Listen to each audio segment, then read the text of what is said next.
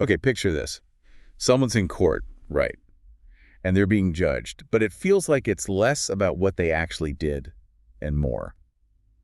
Well, more because they just look the part. Uh-huh. That's kind of what happened with this guy, Alberto. Fascinating case. He had the skills, definitely. Knew his way around computers, could have committed a cybercrime. Right. But the thing that really seemed to, swing the judgment against him, it wasn't some slam dunk piece of evidence about the crime itself. How's that then? It was his stuff. Like a rubber ducky, one of those little USB keyboard things. Yeah, I know them. For quick command injection. Exactly. That plus an anonymous mask, hacker t-shirts, stickers. It's weird, isn't it, being judged for the accessories, not the action? Yeah, it really is. And Alberto's case, it's a perfect example of something people outside the tech world often just don't get. Which is? This incredibly fine line, almost invisible sometimes, between the folks committing cybercrime and the cybersecurity pros trying to stop them. So that's what we want to get into in this deep dive. Why is that line so blurry to outsiders? And, why does it actually matter so much, especially when accusations start flying? Okay, yeah, let's dig into that. This thin line you mentioned. Why is it so hard for people, maybe especially like judges or juries, to see the difference? Well, it really boils down to a shared foundation, honestly. Illegal hackers and the good guys, the security pros, they're often like long-lost twins in terms of skills. How so? They share the same deep technical understanding, you know? Problem-solving skills, that intense curiosity about how things work, how to break them, how to fix them, coding ability. Right. Think about a pen tester someone hired to find security holes.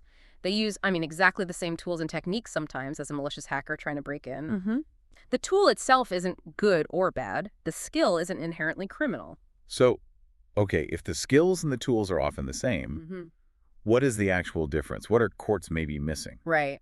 It comes down to basically three things: intent, authorization, and impact. Okay. Intent, authorization, impact. Yeah. A cybersecurity pro, they have permission, explicit authorization, usually a contract.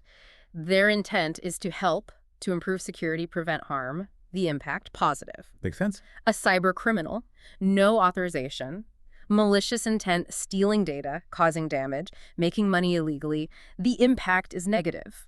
So why do courts struggle with that? Because digital intent is it's really hard to prove definitively. It's not like a physical crime scene, There's no smoking gun, usually. Just digital breadcrumb. Exactly. And those digital trails can be super complex. If you don't have that deep technical background, it's hard to interpret. So they see the rubber ducky, they see the mask. Tangible things. Symbols. Yes. Yeah. Tangible symbols they can grasp. And maybe they jump to conclusions based on that rather than doing the really hard work of digital forensics to prove specific malicious actions and that crucial element of intent. They focus on what someone has or what they could do, not what they did and why. You got it. It's focusing on potential or appearance over proven actions. Wow. That's really insightful. So pulling this together, the main idea is that even though the skills and the curiosity might look identical on the surface between hackers and security pros, those crucial points, intent, permission, they're worlds apart. Exactly right. The key takeaway here isn't do they have the tools or do they have the knowledge? It's was a crime actually committed? And crucially, what was the intent? Right. In cases like Alberto's, you see a system that just, it wasn't really equipped to deal with that nuance. They had the stereotype of an hacker. The guy in the hoodie. Sort of, yeah. And judgments end up being based on those appearances, those symbols, instead of cold, hard facts about wrongdoing. You shouldn't be condemned for your T-shirt, Only if you actually did something wrong with bad intent. That really hits home. Yeah. In Alberto's story, gosh, it makes you wonder how easily we can fall into that same trap, right? Making snap judgments based on stereotypes. Not just in tech, but anywhere complex. It leaves you thinking, doesn't it? How often do we just look at the surface, the easy symbols, and jump to conclusions instead of, really trying to understand the why and the how? It's definitely a reminder to look deeper,